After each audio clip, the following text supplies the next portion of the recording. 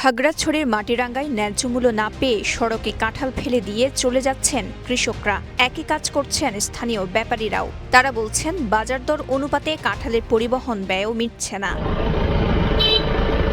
দাম না পেয়ে কৃষক ও স্থানীয় ব্যাপারীরা আর্থিকভাবে ক্ষতিগ্রস্ত হচ্ছেন। পাশাপাশি সড়কে ফেলে যাওয়ায় ফলগুলো পচে দূষিত হচ্ছে পরিবেশ।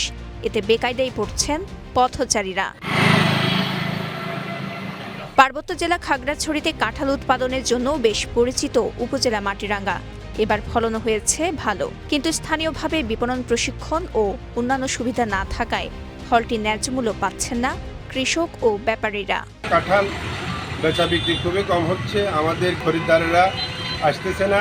গত বাজারে আমরা ফলো করে দেখলাম, রাস্তায় হাঁটি আমি রাত্রে একটু দেখছি অনেকেই কাঁঠাল রাখি রাস্তার পাশে কাঁঠালের টাল দিয়ে বিক্রি করতে না পারার কারণে ওরা চলে গেছে কাঁঠাল ফেলায়। মোনালিসা হেভি ফ্লো 15 পিস প্যাকেটের সাথে 8 পিসের একটি প্যাকেট একদম ফ্রি। স্থানীয় কৃষকরা জানান, দেশের বিভিন্ন স্থানে ফলটির ভালো দাম পাওয়া গেলেও মাটিরাঙ্গায় ন্যায্য মূল্য পাচ্ছে না তারা। আবার ওই এলাকায় উৎপাদিত কাঁঠাল খেতেও বেশ সুস্বাদু, কোনো রাসায়নিক না মেশানোই স্বাস্থ্যের জন্য নিরাপদ। রবিবার মাটিরাঙ্গা পৌরসভার বিভিন্ন বাজার ঘুরে দেখা যায় 5 থেকে 30 টাকায় বিক্রি হচ্ছে নানা আকারের কাঁঠাল। এর মধ্যে ছোট আকারের কাঁঠাল প্রতিটি 10 থেকে 5 টাকায়, মাঝারি 20 থেকে 15 টাকা এবং বড় আকারের কাঁঠাল 30 থেকে 20 টাকা দরে বিক্রি হচ্ছে। তবে কাঁঠাল উৎপাদন করে লাভবান হতে হলে মৌসুমি কাঁঠালের পাশাপাশি 12 মাসি কাঁঠাল গাছ লাগানোর কথা বলছেন কৃষি কর্মকর্তারা।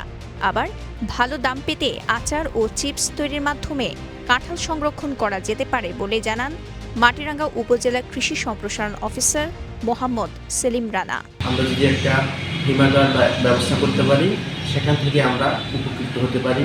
এই কাঁঠালগুলোকে বিভিন্ন প্রক্রিয়াজাতের মাধ্যমে আমরা বিক্রি করতে পারি, যেমন কাঁঠালের আচার, কাঁঠালের চিপস। আমাদের যদি একটা অনলাইন প্ল্যাটফর্ম থাকে, তাহলে এখান থেকে আমরা এই কাঁঠালগুলোকে অন্য জেলায় বা বিভিন্ন জেলায় আমরা পরিবহনের মাধ্যমে অন্য জেলায় বিক্রি করে আমরা লাভবান হতে পারি। দেশ জুড়ে চাহিদা থাকলেও কাঁঠাল বাগান করে বিপাকে পড়েছেন মাটিরাঙ্গার কৃষকরা। মূলত বিপণন ও সংরক্ষণ কৌশল না জানায় এই সমস্যা সৃষ্টি হয়েছে। তাই ওই এলাকার কৃষকদের প্রশিক্ষণের আওতায় নিয়ে আসার দাবি সংশ্লিষ্টদের। খাগড়াছড়ি মাটিরাঙ্গা থেকে সাগর চক্রবর্তী কমলের তথ্যচিত্রে সাফা মারওয়া, কালের কণ্ঠ।